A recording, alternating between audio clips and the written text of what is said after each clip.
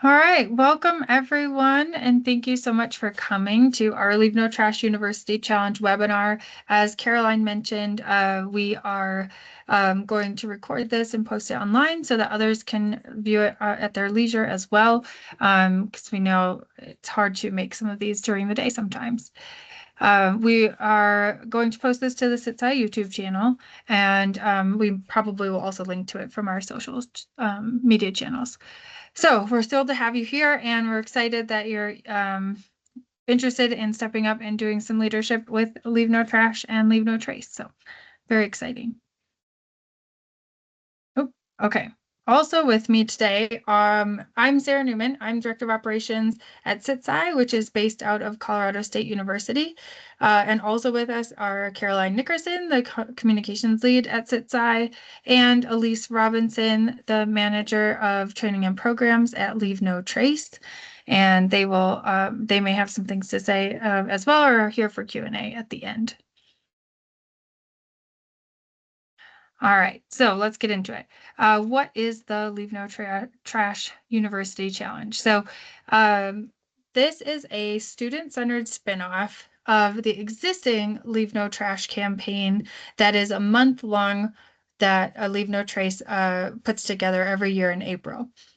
We created this spinoff as a week-long event in April to focus in on university and campus communities.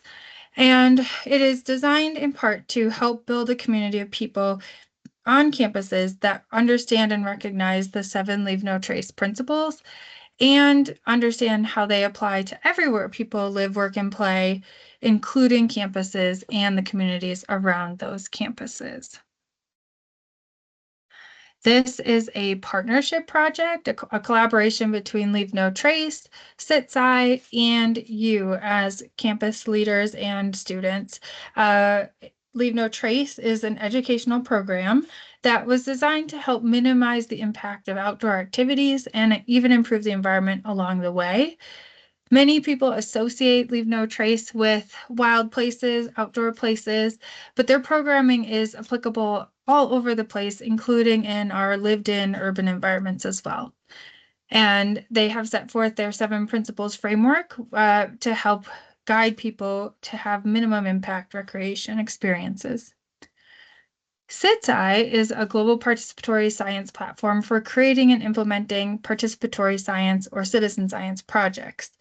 We provide tools to support the research process kind of from start to finish, including working with participants and building community, as well as collecting and analyzing data and understanding the science process. And then you, of course, are a huge part of this collaboration because we could not be at all of these campuses sharing these good messages and this program. You are really the conduit through which that great work happens and these cleanups happen. So the challenge is both a cleanup event and a science opportunity.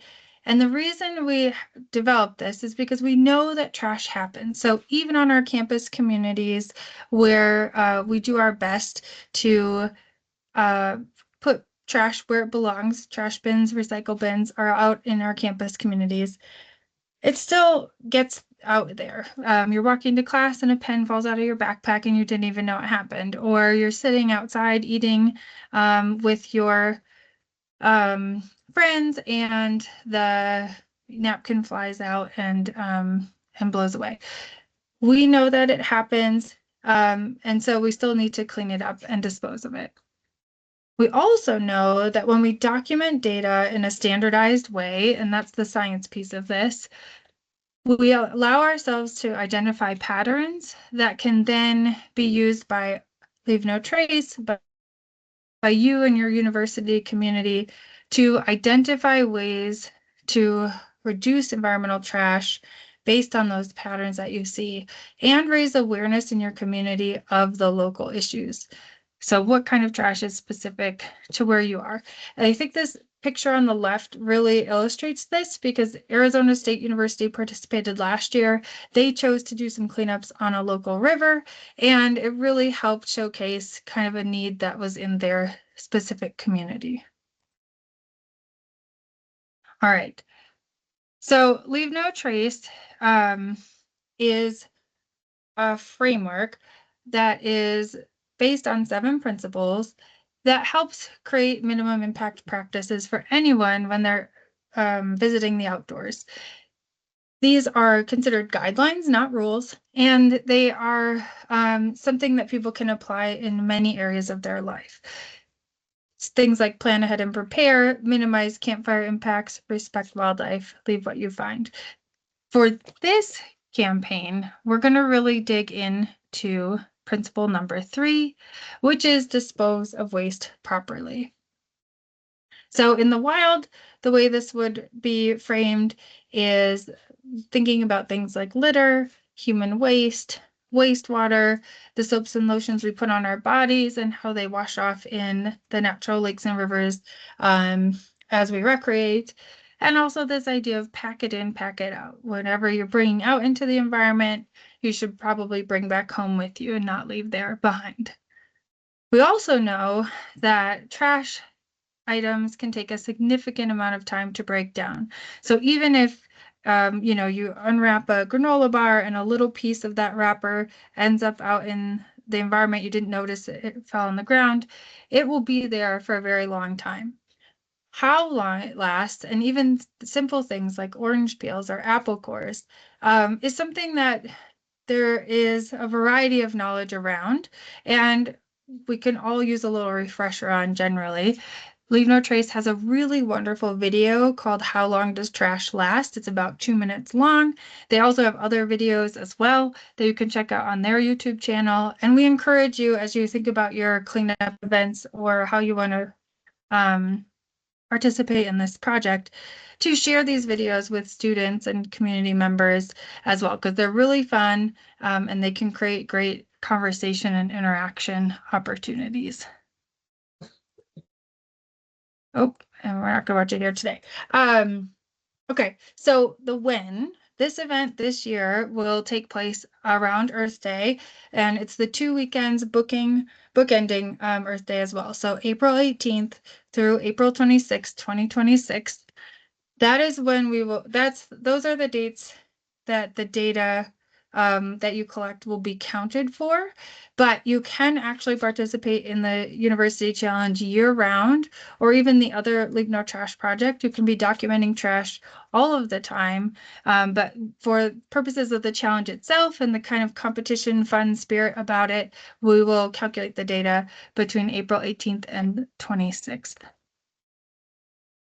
Okay, so that's sort of the what, why, when piece. Now we'll get into the how. And the first thing to know is that we have a quick guide to the LeaveNoTrash University Challenge that is a downloadable PDF that is available that will cover everything we covered today, and it has some additional tips and details for how to plan your events and the kinds of materials you'll need and that sort of thing. So we encourage you to take a look at it. There's a link here to our blog where you can download it. This will also be available, is also available on the LeaveNoTrash University Challenge website on CitSci, and we'll show you that as well. Okay. First things first, if you're going to be planning a cleanup and you're at a university or college community, we encourage you to go to the LeaveNoTrace website and register your college or university for the challenge itself, so we count you in the competition.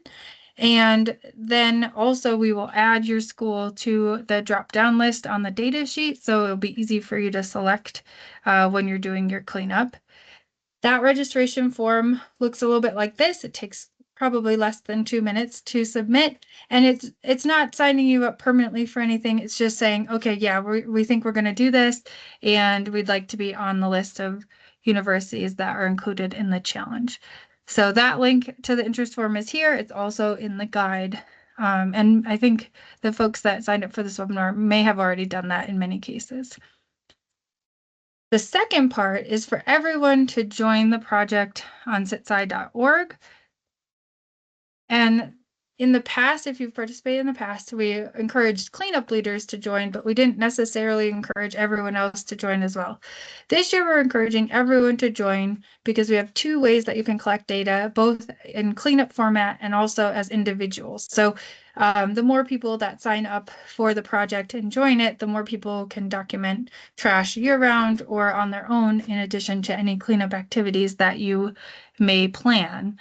So we encourage everyone to go to CitSci.org, click on the sign up button, which is in this upper right-hand corner, or a register page here, and join the LeaveNoTrash University Challenge project after you've created your account. Again, it doesn't take very long, but it is really important for that data collection piece. Okay. Once you're all signed up, once the people you want to collect data are signed up, then it's time to think about planning your cleanup event. Again, kind of like we were mentioning with this event, you have the who, what, where, why, when pieces to consider. You can think about how big you want this to be. If you're new to the event, the project, you may want to do a small cleanup event. You may have a class of students that you teach or a club that you work with. You can invite as many people or as few people as you want. Think about how you're going to coordinate everyone, and then think about where you want to clean up. So, for example, Colorado State University, the first year, had an opportunity to partner with the Student Government Association, which was already planning a huge cleanup event in local parks. So we tagged on with them and helped them with the data collection piece of the project and went out to local parks. Last year, we did a little bit more of a campus focus because it was more appropriate to the students we were working with that year. You can plan this really in a way that is flexible and works for your campus community. And if you work at something like an extension office or a campus, a college unit that maybe isn't on your main campus, that's completely fine. You can still affiliate with the university that you're usually affiliated with. You can clean up in whatever community you happen to be in. This is also great if you're a remote worker. So lots of ways to participate. It doesn't have to be on your specific campus per se. It just needs to be campus related or campus engaged in some way. And then after you've kind of got those things figured out, you'll want to gather cleanup supplies. We have a handful of tips in the guide about this, but the ones we'll mention here are things like coordinating with your campus facilities or even your city or county. Sometimes they have supplies that you can borrow either from the facilities department. Sometimes it's called a maintenance department. There's kind of a variety. They often work together. So you may be able to borrow some of these things from them as well, especially the trash grabbers and sometimes gloves and things like that. We have a lot of event planning tips. If you want help with this, we can assist at CitSci or LeaveNoTrash as well. So reach out. We'll have contact information later. You may want to tie your cleanup event to some sort of fun activity in advance of it as well to get signups and interest and engagement. One year, the CSU students hosted a trash trivia night, and LeaveNoTrash came virtually to our group and quizzed us on different trivia, and we had snacks and prizes. It was a really fun way to just get excited about the event ahead of time. So that's one thing you can do, and you can probably think of many other things like movie screenings or other fun stuff. Completely optional, really up to you and your resources and time that you have. And if you do decide you want to organize an event, then for the cleanup, you may want to consider creating an RSVP form that will help you gather everyone's information ahead of time and be able to help you communicate with them along the way. You can do posters, emails, social media, that sort of thing. So getting people to sign up and kind of commit to it helps ensure that on the day of, you don't end up kind of there, but nobody else comes. So having some sort of RSVP form ahead of time is really helpful. This is an example of a template registration form that you can check out if you'd like. This is from a past event that we did at CSU, but it gives you an idea of the kinds of questions we asked and may be helpful for you as well. As you plan your event, safety is always a big important issue. And so a couple of things that we note for our teams that we would encourage you to note as well is choose safe locations for the volunteers that you're working with, both geographically, so how you access the site that you're going to clean up, and what kind of terrain it has, and then also kind of what kind of environment is it in? Is it close to water or not close to water? Some of those kinds of things, depending on the age of all the participants you plan to have. Because some people like to bring little kids along, and then sometimes it's just a bunch of college age kids, and sometimes it's a variety. It's community members of varying ages, addition to college students. So just keep all those kinds of things in mind as you think about the where and things like parking and stuff too. If you come across difficult items like sharps, like needles, or other hazardous material, or like big pieces of sharp metals, things like that. Sometimes it's safer in the moment to not clean up those items and instead report those to your campus or your county or your city and just say, hey, we were out doing this cleanup and we saw these things, but we left them there. But we didn't, we would love to see someone clean them up. A lot of times they have protocols and gear and stuff for doing that, and it's safer to just leave those things in place. So those are some of the things to think about in that respect. And then another aspect of safety that we encourage is related to photos. So a lot of our cleanup teams love to take photos and we love to see them. In fact, it's one of the questions on the data sheet is to upload pictures of your team. But always ask permission first to see if people are okay with their photos being shared. They are public on the CitSci data sheet and website, and we will use them for things like newsletters and social media. So we ask that you never post any photos with kids' faces if they're under the age of 18, but instead get creative. So I love this photo on the right of all the little hands together. You can do something like that. You can do everybody's feet lined up around the trash bags after the event, things like that, if you have young ones along with you. And we have some more tips about this in the guide as well. Okay, and then materials. We'll talk about why these specific materials in just a moment. But for this year's event, we're asking folks to collect trash in 5-gallon buckets, or if you're in an area that uses liter buckets, then a 20-liter bucket is comparable enough for the purposes of this project. So gathering buckets for all of the volunteers to use or to share, having a black marker that you can use to write on the buckets, a ruler with centimeter lines, and that can either be a yardstick or a meter stick or just even a 12-inch ruler. And then somewhere bags or bins for disposing of collected trash and recycling after the cleanup has happened. Other items you might want, and sometimes facilities will be able to provide for you, are things like safety vests, trash grabbers, gloves. LeaveNoTrash recommends reusable, washable gloves when you can. But sometimes universities will pass out disposable gloves as well. A pencil and paper or a phone to take notes on.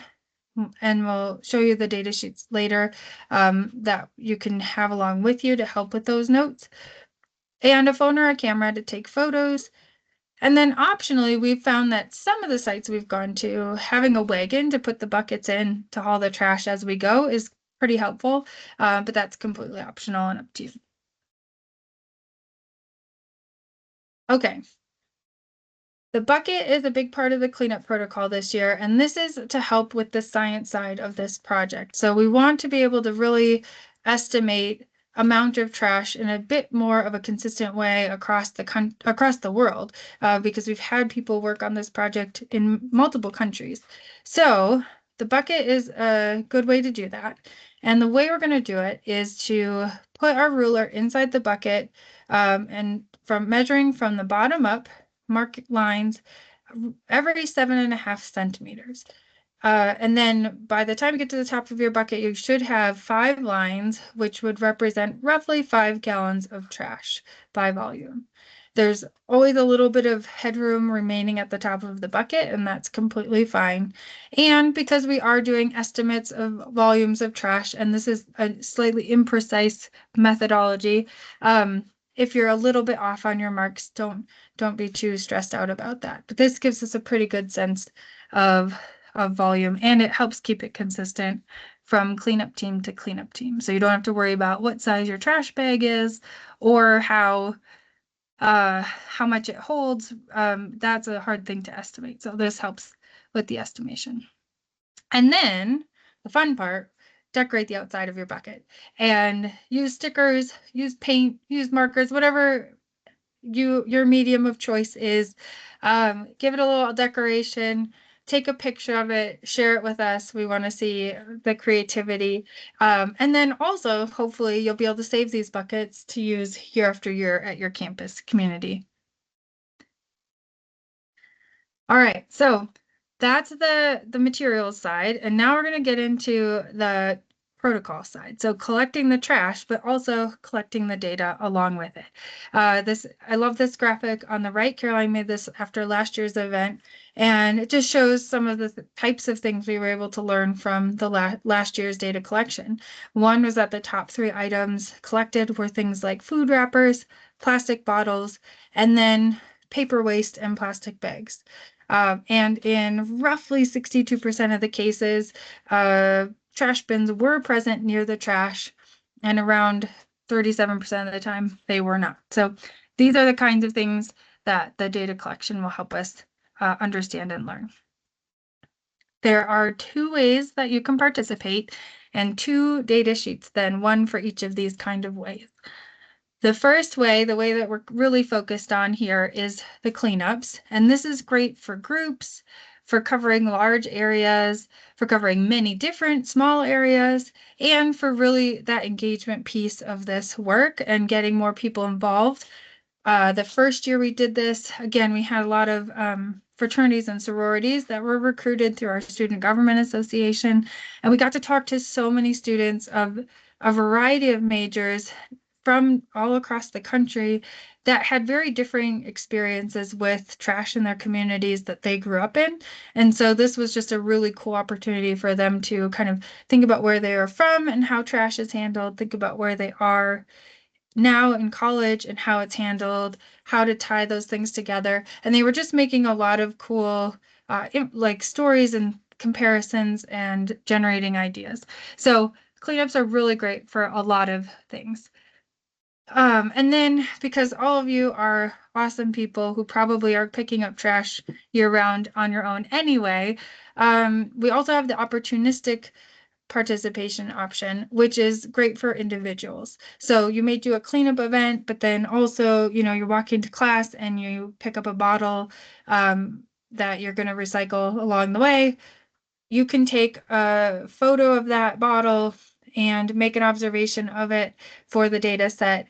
And there's a way to do that. So we can count both kinds of data pickup or trash pickup opportunities. We call that opportunistic sampling in science. So that's what we're calling it here as well. All right. So data sheet number 1 is the cleanup data sheet. And the types of questions, I won't show all of it here, but they're in the guide again in full so you can see them. But the types of questions you'll be asked are things like, when did you start and when did you end? And this helps us measure level of effort, which is a really important part of science projects like this. We'll ask you to note your location, and the CitSci tool website and mobile app have maps embedded in them that you can zoom in and pick your location for. So as long as you know pretty much where you are, the park or the campus, you should be able to get your latitude, longitude from that map pretty easily. How many people are participating in your group? So if you have, say, 100 people show up to an event and everyone breaks up in groups of 5, then the person that records the data for your group of 5 would write down 5 people for your group. We'll note if trash or recycling bins are available nearby, and we've defined what nearby means on the data sheet. And then you're going to pick up trash, put it in your bucket, and record and take pictures of the 3 most common types of trash that you pick up at the end. So let's say you spend 20 minutes cleaning and mostly you pick up paper trash, like napkins. Then the most common type of item you'd record is a napkin. You take a photo of one of the napkins and that would be added to the data sheet. And then you would do that for the second most common and third most common type as well. Every time you fill your bucket, you're going to write down how many gallons of trash that you had at the time you emptied it. So maybe you intended to fill it to 5 gallons, but it got really heavy at 3, so you dumped it early. You can just note down 3 gallons, and then maybe you fill it up again all the way to the 5. And at the end, that's all you've picked up. So then you would record 8 gallons of trash. And then if you want, you can do this on a piece of paper or on a phone note app or something, that whatever makes it easiest for you at that time. The other thing we know from experience is that you will probably find some items that don't fit in a 5-gallon bucket at all or very easily. So we've also added some fields on the data sheet for you to add, write down the weird stuff you find that just doesn't fit the bucket. So one group last year found a stroller abandoned by a river, so they picked it up and disposed of it. And they could have take a picture of it and mark it down on their data sheet as well. So those are the basic kinds of questions you'll be asked. And some of the tips we took away from the last 2 years, one is just read the data sheet ahead of time so you know what the questions are. Again, we've included a paper version in the guide, so taking that in the field is really nice. Then you can just refer back to it so you know you've captured all the things that you meant to capture. And then lastly, the most important thing is to report the data back to the project. So that can be done on either the website or the mobile apps that we'll show you in a second. Because again, if you didn't record it, we can't count it. So that's a really big, important piece. All right, the opportunistic trash pickup data sheet is very similar, but much shorter, and it's designed to be ready to go when you have that opportunity to pick up a piece of trash during your day-to-day activities. So I see pop cans sometimes stuck in bushes on our campus. So I will take a photo of it and record the data really quickly and pick it up and then recycle it. So that data sheet is essentially very similar to the other one, but much shorter and designed for a few pieces of trash you might find along the way. All right, so where do you add your data? The website, excuse me, is one of the easiest places you can do that.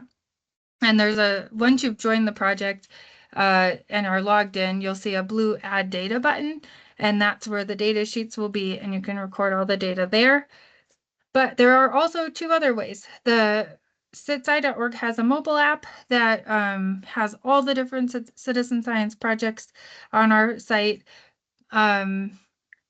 in it. But when you've registered and joined the LeaveNoTrash project, and if you download the CitSci app, you will see just the projects that you are a member of.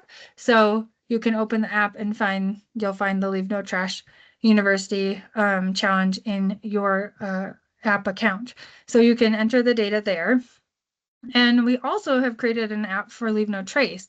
So if you'd prefer, you can download the LeaveNoTrace mobile app and see this project there as well. You can you can create your CitSci account through either of these apps, but it's sometimes easiest to do that on the website first. The thing to note also about the mobile apps is they are great for data collection, and that's really what they are designed for. There are also some links to things like the forum and the resources. So if you need to jot down a quick note or something in the field to us, you can do that. But if you want like the full citizen science experience, all the project resources, you'll want to go to the website for that. And I know I said this a couple of times already, but recording data is really essential to the science of this particular cleanup project. And so, and that is what really informs the actions that we take next. So we can't emphasize enough how important it is to think through how are we going to get people to add the data after the cleanup happens, or during the cleanup, or however you want to handle that for your group or your event. And now I just want to kind of take a moment to show you some of the results from past cleanups and what those look like. And then we'll have a few more tips and then opportunity for Q&A. Okay, so on the CitSci page, there's a number of different tabs that you can explore. I will highlight a few that I think are really important today, and you can play around with some of the others on your own as well. The results tab is where you can go to see the data in real time based on the data sheet that is being viewed.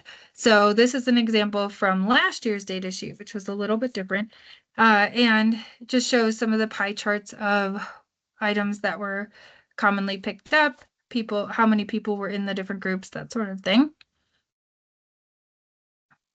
And then the data tab has a number of ways to look at the data, like a spreadsheet format and that sort of thing.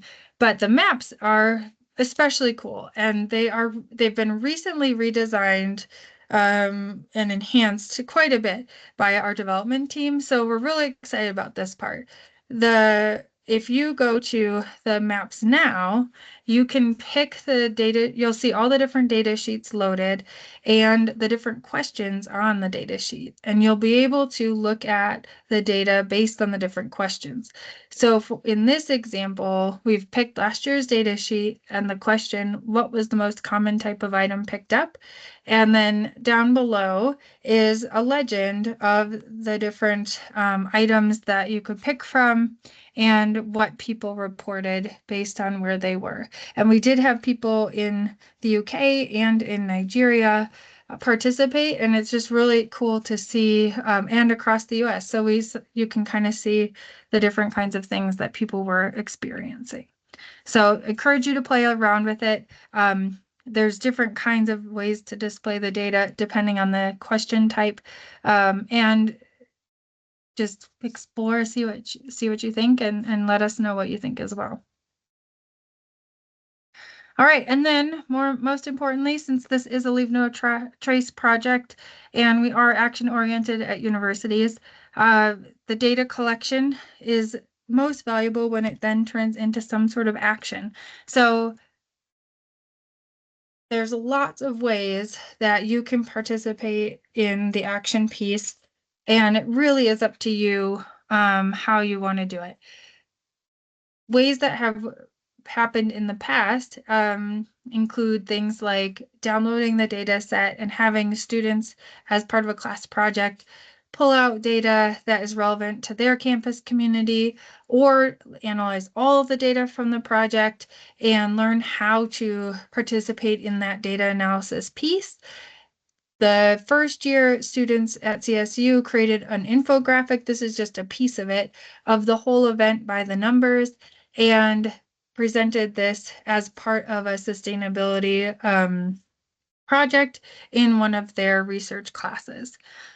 So this was a really great opportunity for them to kind of grapple with data in general and go from the start to the finish. You can create story maps, and I'll show you an example of that in a moment that you'll be able to explore on your own as well. Other things that have come out of these kinds of projects are strategies for dealing with trash that is common on one's campus. So we've got some examples in the guide on how students have thought about that in the past. Again, presenting to student government or university leadership. Colorado State has a sustainability commission, so we had an opportunity the first year to receive a little bit of funding to help the students with the project, and then we also presented the results back to that commission at the end of the year. And then, fun stuff like social media and Earth Month activities you can tie in as well. So I'm sure you can come up with even more cool ideas of what you might be able to do. This is an example of a screen grab from the story map from last year's event that a student team put together. And this is linked on the resources page on the LeaveNoTrash University Challenge project on CitSci. So you can link to it and explore it and see what they did there. And that was a really great skill building opportunity for those particular students as well. It was a job skill they could put on their resume, which was really awesome. Other things that people have suggested are facilitating a post-event discussion and talking about what you've learned and what it means and what's important about it. And this slide here shows where the resources tab is on that page. So again, you can find the guide here. You can find materials we've created over the past 2 years of this challenge, and then the story maps and things like that as well.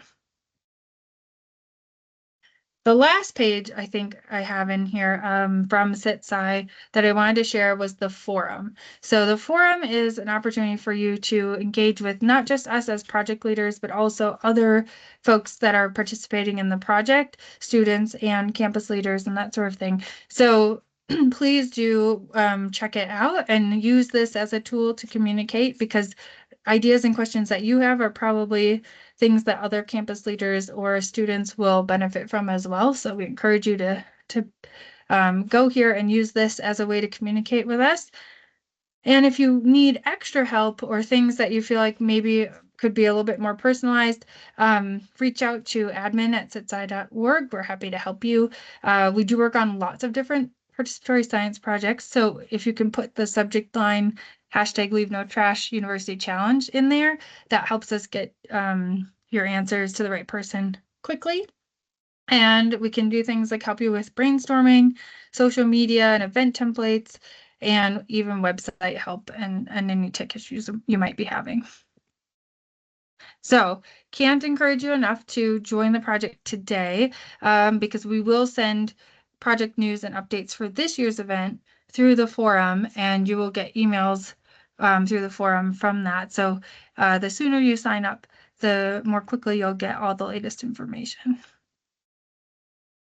And I just want to close with a quote from one of the students last year. I just love this photo. She said, "It was really rewarding to see how much waste we picked up, knowing it could have been consumed by wildlife or polluting water that will soon be flowing in the ditch. It also makes the green spaces on campus look more maintained, which I think encourages people to spend more time outside." And I just thought that was really a cool experience for this particular student team. Last but not least, I mentioned that this event falls during Earth Month, and it also Citizen Science Month. And you can learn more about this at citizensciencemonth.org, but all of the data collected through projects on CitSci during the month of April will count towards a bigger campaign called Acts of Science that happens during Citizen Science Month. And this year's goal is to have 2.5 million acts of science, and all of the data that you all collect as part of this project will automatically count towards that project as well, which I think is really awesome. And with that, I will wrap it up. I'm going to close out the slide deck, and then we'll turn off the recording and have a little time for Q&A. So thank you all for staying with us and listening, and look forward to hearing your questions.